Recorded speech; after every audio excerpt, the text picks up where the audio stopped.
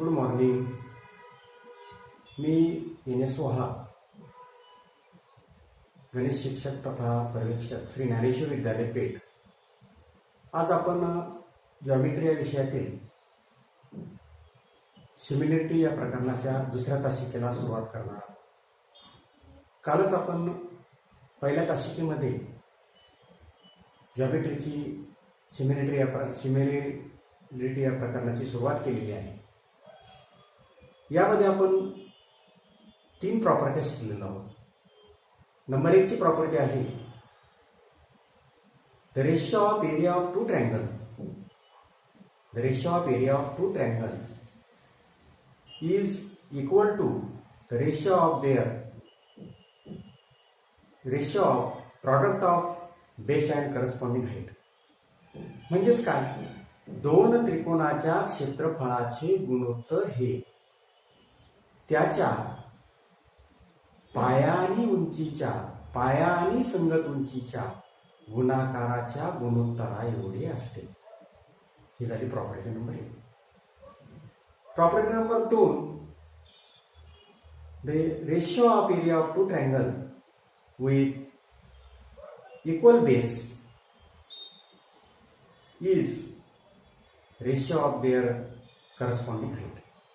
म्हणजे काय, दोन त्रिकोणाच्या समान पाया असणाऱ्या दोन त्रिकोणाच्या क्षेत्रफळाचे गुणोत्तर हे त्याच्या संगत उंचीच्या गुणोत्तरा एवढे असते. नंबर 3 ची प्रॉपर्टी आपण शिकलो. The ratio of area of two triangle with equal height is equal to their corresponding base. म्हणजे काय, जर दोन त्रिकोणाच्या उंची जर समान असेल तर दोन त्रिकोणाच्या क्षेत्रफळाचे गुणोत्तर हे त्याच्या संगत पायाच्या गुणोत्तरा एवढे असते. या 3च प्रॉपर्टीवर आधारित आपल्याला प्रॅक्टिस सेट 1.1 सोडवायचा आहे. प्रॅक्टिस सेट सोडत असताना आपण जॉमेट्रीचं पुस्तक आपल्या समोर ठेवायचे, कारण मी बोर्डवर उदाहरण लिहिणार नाही. उदाहरण तुम्ही पुस्तकामध्ये पाहायचं आहे, प्रॉब्लेम तुम्ही पुस्तकामध्ये वाचायचा आहे, तुम्ही पण वाचणार आहे आणि त्यानुसारच आपण दिलेल्या माहितीच्या आधारे ते उदाहरण आपण सॉल्व्ह करणार आहोत, सोडवणार आहोत. तर सुरुवात करूया प्रॅक्टिस सेट 1.1. पहिलं उदाहरण आहे प्रॅक्टिस सेट 1.1. तुमच्या पुस्तकामध्ये तुम्ही पहा, base of triangle is 9 and height is 5. म्हणजे एका त्रिकोणाचा बेस 9 आहे अँड हाईट किती आहे, 5 आहे. Base of another triangle is 10 and height is 6. Find the ratio of area of this triangle. म्हणजे काय दिलेलं आहे तुम्हाला, बेस, एका ट्रायंगलचा बेस आणि हाईट दिली आणि दुसऱ्या ट्रायंगलचा सुद्धा बेस आणि हाईट दिली. तुम्हाला काय काढायला सांगितलं, दोन ट्रायंगलच्या एरियाचा रेशिओ काढायचा सांगितलं. आता याकरता आपल्याला आकृतीची नावं दिलेली नाही, आकृती आपल्याला माहित नाही, परंतु माहिती दिलेली आहे, त्याच्या आधारे आपण आकृती काढू. तर आपण हा एक ट्रायंगल काढू, हा दुसरा ट्रायंगल काढू, याला नाव देऊ ABC, याला नाव देऊ PQR. यामध्ये पहिल्या ट्रायंगलचा बेस आहे 9 आणि हाईट आहे आपली 5. तसंच दुसऱ्या ट्रायंगलमध्ये बेस दिलेला आहे 10 आणि हाईट दिलेली आहे 6. आता आपल्याला या दोन त्रिकोणामध्ये दिलेली माहिती आपण आकृती काढून त्यामध्ये टाकली. कोणतंही जॉमेट्रीतलं उदाहरण सोडवत असताना सुरुवातीला शांततेनं ते उदाहरण आपण काळजीपूर्वक वाचायचं. त्या उदाहरणावरून आपण आकृती दिलेली नसेल तर आकृती काढायची. उदाहरणामध्ये दिलेली माहिती त्या आकृतीमध्ये टाकायची आणि नंतर आपल्याला काय काढायचंय, काय फाईंड करायचे, काय विचारलेलं आहे ते पाहायचं आणि ते मिळवण्याचा प्रयत्न करायचा. अशा पद्धतीनं जॉमेट्रीतील उदाहरणं तुम्ही जर सोडवली तर जॉमेट्री तुम्हाला एकदम इझी आणि सोपी वाटेल. सुरुवातीला दिलेल्या उदाहरणावरून आपण आकृत्या काढल्या, आकृतीवरून दिलेली माप त्यामध्ये टाकली आणि आपल्याला आता काय काढायचंय, आपल्याला काय विचारलं, find the ratio of area, find the ratio of this triangle, म्हणजे या दोन ट्रायंगलच्या एरियाचा रेशिओ विचारला. आता आपल्याला पटकन कळलं पाहिजे, इथं बेस 9 आहे, हाईट 5 आहे, बेस 10 आहे, हाईट 6 आहे. म्हणजेच या ठिकाणी हाईट आणि बेस वेगवेगळे, म्हणजे 3 प्रॉपर्टीमध्ये कोणती प्रॉपर्टी लागेल. पहिली प्रॉपर्टी काय, जर बेस आणि हाईट वेगवेगळा असेल तर दोन ट्रायंगलच्या एरियाचा रेशिओ हा त्यांच्या बेस आणि हाईटच्या प्रॉडक्टच्या रेशिओ एवढा असतो. प्रॉडक्ट म्हणजे काय, गुणाकार. म्हणजे मराठीतून सांगायचं म्हणजे दोन त्रिकोणाच्या क्षेत्रफळाचं गुणोत्तर हे त्याच्या पाया आणि संगत उंची यांच्या गुणाकाराच्या गुणोत्तरा एवढे असते. पाया वेगळा आहे, उंची वेगळी आहे, पाया वेगळा आहे, उंची वेगळी आहे. मग आपल्याला पहिली प्रॉपर्टी वापरायची आहे. आता बाय प्रॉपर्टी फर्स्ट. प्रॉपर्टी काय आहे, the area of ratio of two triangle is equal to the ratio of product of base and corresponding height. दोन त्रिकोणाच्या क्षेत्रफळाचे गुणोत्तर हे त्यांच्या संगत पाया आणि उंचीच्या गुणाकाराच्या गुणोत्तर एवढे असते. ती प्रॉपर्टी आपल्याला ठिकाणी लिहायची. तुम्हाला प्रॉपर्टी सांगितलेली पुस्तकामध्ये दिली ती प्रॉपर्टी लिहायची. त्याच्यानंतर आपल्याला लिहायचे दोन ट्रायंगलच्या एरियाचा ratio. Area of triangle ABC आपण एरिया ऑफ ट्रायंगल पीक्यूआर. काय पहिल्या प्रॉपर्टीवरून, बेस कोणता आहे बीसी, हाईट कोणती आहे एडी. या ट्रायंगलचा बेस कोणता आहे क्यूआर, हाईट कोणती आहे पीएस. यांच्या गुणाकाराच्या गुणोत्तरावर असतो. बेस आणि हाईट वेगवेगळी, बेस वेगळा आहे, हाईट वेगळी आहे, म्हणून प्रॉपर्टी नंबर 1 आपण वापरली. दिलेले माप आपण आकृतीमध्ये टाकलेली आहे, दिलेल्या किमती आपण आकृतीमध्ये घेतलेल्या त्या टाकायच्या. बरोबर. बीसी किती आहे 9, बीसी 9. एडी किती आहे 5. क्यूआर किती आहे 10. पीएस किती आहे 6. भाग द्यायचा याला. आता दोन्ही संख्येचा गुणाकार आहे आणि त्यांचा काय भागाकार आहे, म्हणून आपण याला भाग देऊ शकतो.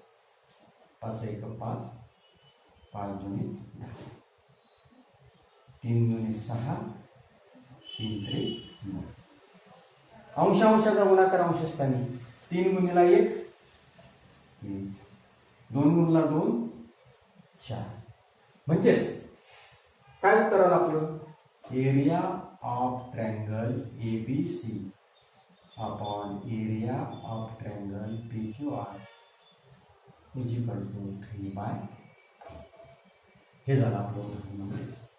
काय केलं आपण, उदाहरण वाचलं, त्यानुसार आकृती काढली, उदाहरणातल्या किमती आकृतीमध्ये टाकल्या, काय काढायचंय ते पहिलं पाहिलं आणि ते काढण्याकरता कोणती प्रॉपर्टी, कोणता फॉर्म्युला वापरायचा तो वापरला आणि उदाहरण सोडलं. पहिलं उदाहरण कळालं. आता आपण दुसऱ्या उदाहरणाला सुरुवात करूया. दुसरं उदाहरण आहे पुस्तकात पहा.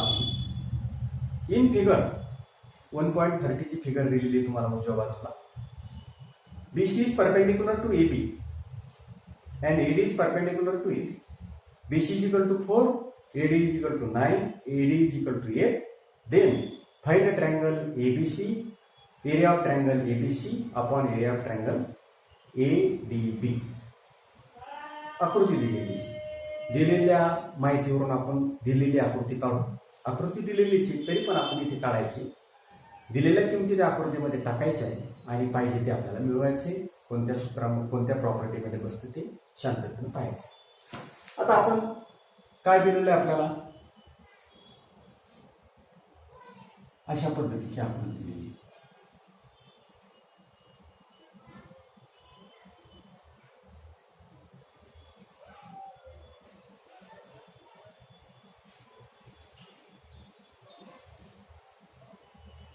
ए बी या ठिकाणी सी आणि डी परपेंडिक्युलर आहे.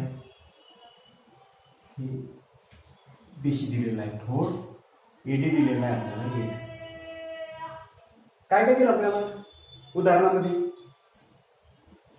बी C is a perpendicular to A B and A D is a perpendicular to A B. दोन त्रिकोण दिसतात या ठिकाणी आपल्याला. या वरच्या त्रिकोणाचा बेस काय ए बी आणि हाईट काय बीसी.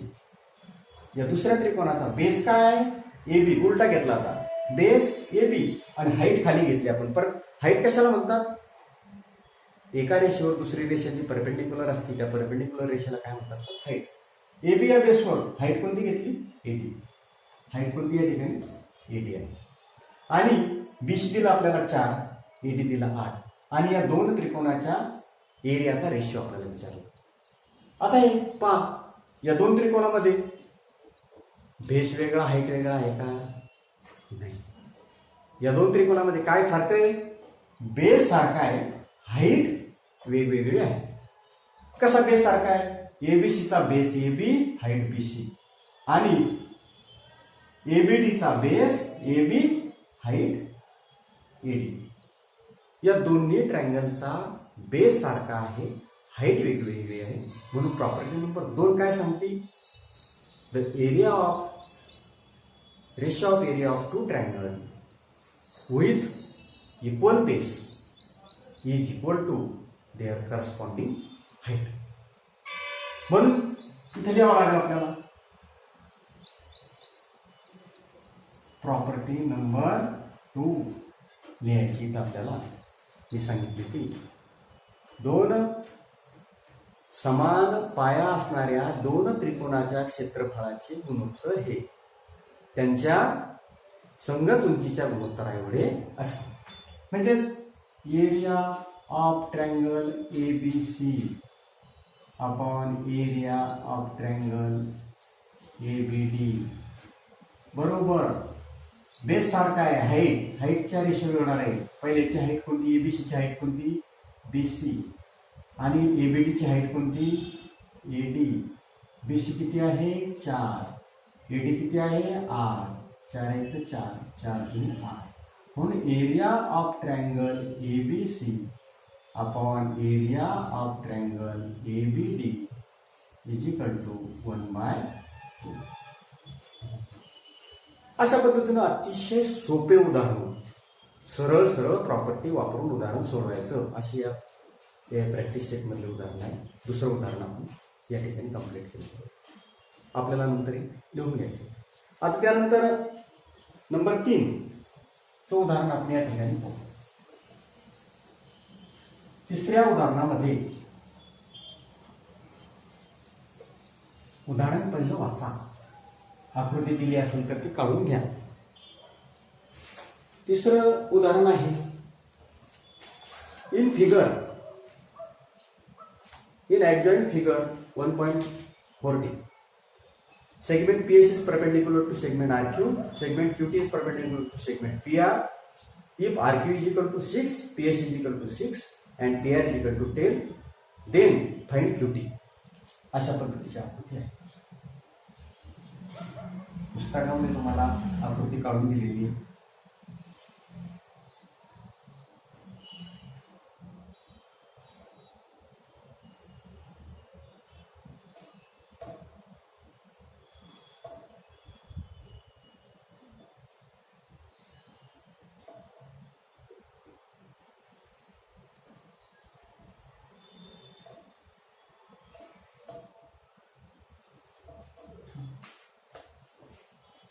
आपल्याला या ठिकाणी काय काय दिलेली मापं आपल्याला पाहायचं आहे. यामध्ये आपल्याला काय दिलं, PR दिली 12, त्यानंतर RQ दिली 6, त्यानंतर PS दिली 6 आणि काय करायला सांगितलं तुम्हाला, QT. पहा, एक लक्षात ठेवा, याच्यामध्ये वापरला जाणारा त्रिकोण एकच आहे. यामध्ये वापरला जाणारा त्रिकोण आहे PQR. या PQR या त्रिकोणामध्येच बेस वेगळा दिला, हाईट वेगळी दिली. त्याच त्रिकोणामध्ये बेस वेगळा दिला, हाईट वेगळी दिली. मग आपल्याला एरिया ऑफ ट्रायंगलचं सूत्र माहिती आहे. पहिला आपण या त्रिकोणाचा बेस आणि हाईट दिलेली असल्यामुळं त्याचा एरिया आपण काढून घेऊ सुरुवातीला. आता आपण इथं बेस काय याचा, RQ बरोबर किती आहे, 6 आणि PQR इन ट्रायंगल PQR, या PQR ट्रायंगल मध्ये बेस कोणता आहे,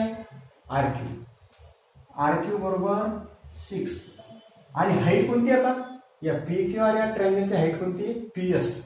ही PS ही हाईट आहे, कारण PS is perpendicular to RQ line of RQ line वर PS हा काय परपेंडिक्युलर आहे, म्हणून PS किती आहे इथं, 6.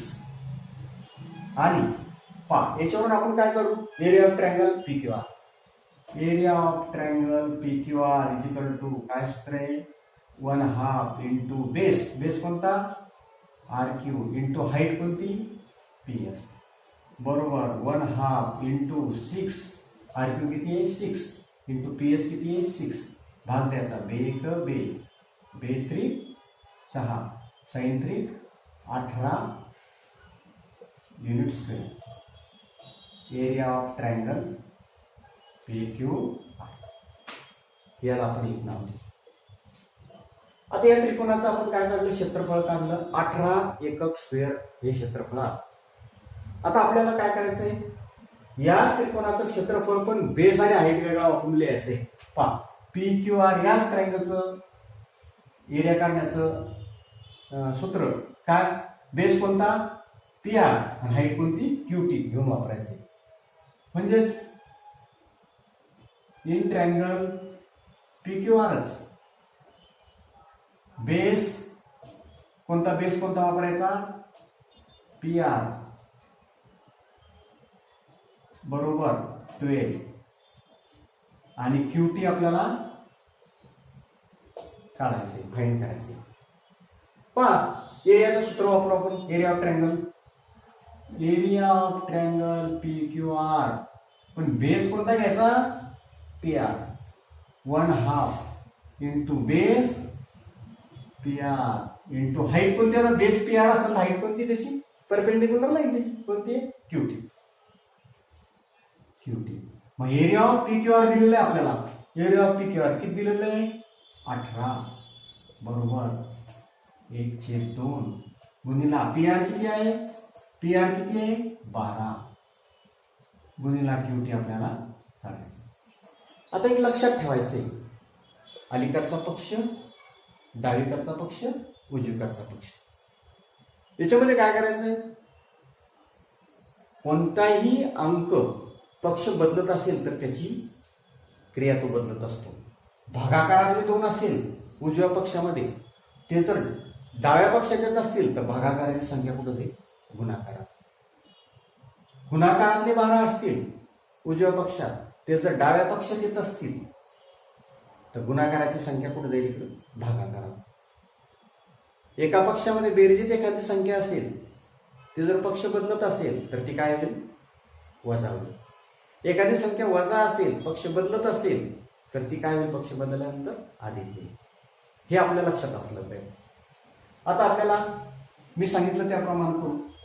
18 भागाकारातली 2 आहे, इकडे पक्षात गेली, या गुणाकारात गेली. गुणाकारातले 12 आहे, या पक्षात गेले, भागाकारात गेले.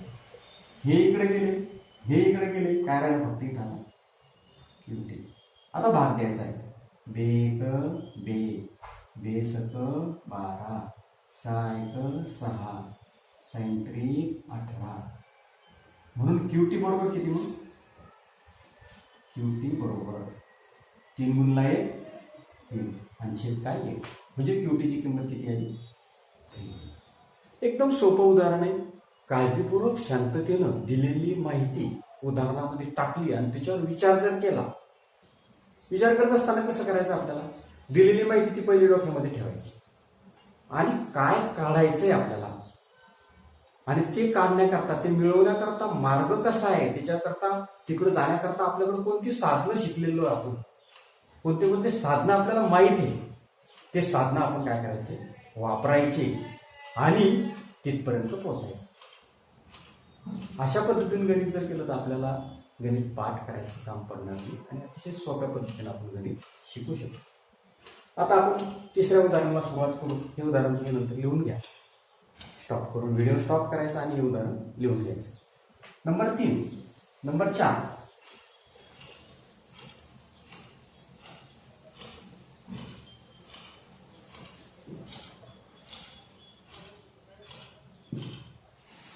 चार नंबरचं उदाहरण आहे.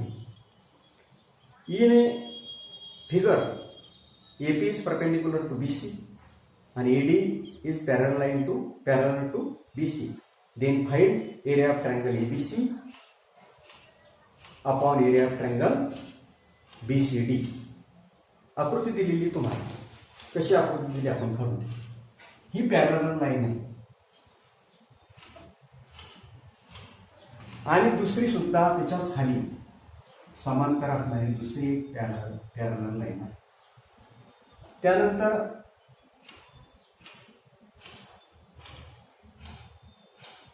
अशा पद्धतीने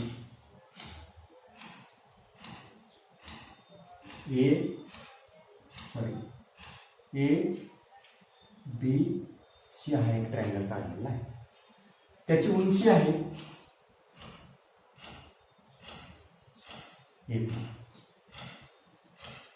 आणि दुसरा ट्रायंगल काढलेला आहे BDC.